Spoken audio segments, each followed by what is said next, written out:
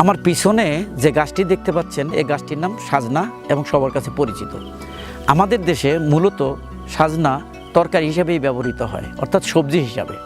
এর পাতা খাওয়ার প্রচলন খুবই কম, কিন্তু এই পাতায় রয়েছে প্রচুর পুষ্টিমান এবং এর বহুবিধ ব্যবহারও রয়েছে।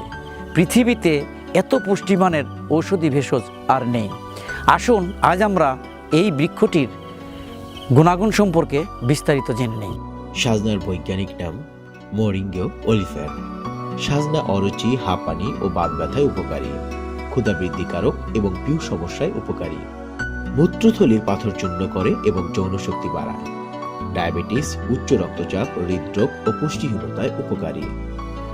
সাজনায় রয়েছে কমলার চেয়ে 7 গুণ বেশি ভিটামিন সি, দুধের চেয়ে 4 গুণ বেশি ক্যালসিয়াম, কলার চেয়ে 3 গুণ বেশি পটাশিয়াম, গাজরের চেয়ে 4 গুণ বেশি ভিটামিন এ এবং দুধের চেয়ে দ্বিগুণ প্রোটিন।